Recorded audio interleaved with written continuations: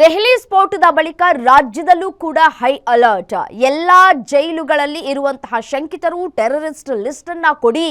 ಎಲ್ಲಾ ಜಿಲ್ಲಾಧಿಕಾರಿಗಳಿಗೆ ಗೃಹ ಇಲಾಖೆ ಸೂಚನೆಯನ್ನ ಕೊಟ್ಟಿದೆ. ಜೈಲಿನಲ್ಲಿ ಇದ್ಕೊಂಡು ಮೊಬೈಲ್ ಅನ್ನ ಬಳಸ್ತಾ ಇರುವಂತಹ ಶಂಕಿತರು, ಮೊಬೈಲ್ ಮೂಲಕವೇ ಉಗ್ರ ಚಟುವಟಿಕೆ ನಡೆಸೋ ಶಂಕಿತರು, ಬಹುತೇಕ ಉಗ್ರರಿಗೆ ಮೊಬೈಲ್ಗಳೇ ಪ್ರಬಲ ಅಸ್ತ್ರವಾಗ್ಬಿಟ್ಟಿದೆ. ಬಹುತೇಕ ಜೈಲುಗಳಲ್ಲಿ ಮೊಬೈಲ್ ಅನ್ನ ಬಳಸ್ತಾ ಇದ್ದಾರೆ ಬಂಧಿತರು. ನಿಷೇಧಿತ ಆಪ್ಗಳ ಮೂಲಕ ಟೆರರ್ ಆಕ್ಟಿವಿಟೀಸ್ ಅನ್ನ ನಡೆಸ್ತಾ ಇರುವಂತಹ ಸಾಧ್ಯತೆಗಳು ಕೂಡ ಇದೆ. ಸ್ಲೀಪರ್ ಸೆಲ್ಗಳಂತೆ ಕೆಲಸ ಮಾಡ್ತಾ ಇರುವಂತಹ ಬಹುತೇಕ ಉಗ್ರರು. ಬಂಧಿತ ಶಂಕಿತ ಉಗ್ರರ ಲಿಸ್ಟ್ ಅನ್ನ ಕೇಳಿದೆ ಗೃಹ ಇಲಾಖೆ.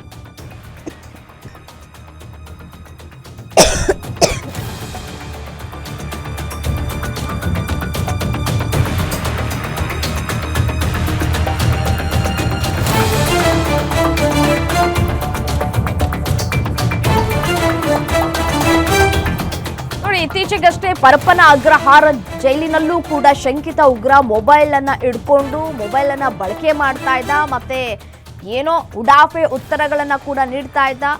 ಹಾಗಾಗಿಯೇ ಇದೀಗ ನೋಡಿ ಮತ್ತೊಂದು ಕಡೆ ಈ ಒಂದು ಆಯಾಮದಲ್ಲೂ ಕೂಡ ತನಿಖೆಯನ್ನು ನಡೆಸಲಾಗ್ತಾ ಇದೆ. ಎಲ್ಲಾ ಜೈಲುಗಳಲ್ಲಿ ಯಾವ ರೀತಿಯಾದಂತಹ ಶಂಕಿತರು ಇದ್ದಾರೆ, ಮೊಬೈಲ್ ಅನ್ನ ಹೇಗೆ ಬಳಕೆ ಮಾಡ್ಕೊಳ್ತಾ ಇದ್ದಾರೆ, ಯಾರು ಈ ಉಗ್ರರ ಕೈಯಲ್ಲಿ ಮೊಬೈಲ್ ಅನ್ನ ಕೊಡ್ತಾ ಇದ್ದಾರೆ, ಎಲ್ಲ ತನಿಖೆ ಆಗ್ತಾ ಇದೆ ಒಂದು ಕಡೆ. ಮತ್ತೊಂದು ಕಡೆ ಲಿಸ್ಟ್ ಅನ್ನ ಕೇಳಿದೆ NIA.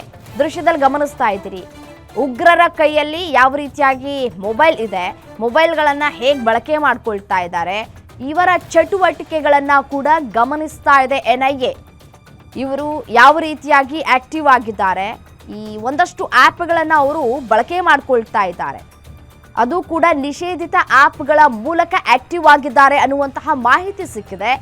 ಈ ಹಿನ್ನೆಲೆಯಲ್ಲಿ ಪರಪ್ಪನ ಅಗ್ರಹಾರ ಜೈಲಿನಲ್ಲೂ ಕೂಡ ಶಂಕಿತ ಉಗ್ರರು ಆಕ್ಟಿವ್ ಆಗಿದ್ದಾರಾ, ಮೊಬೈಲ್ ಬಳಕೆ ಮಾಡ್ಕೊಳ್ತಾ ಇದ್ದಾರಲ್ಲ.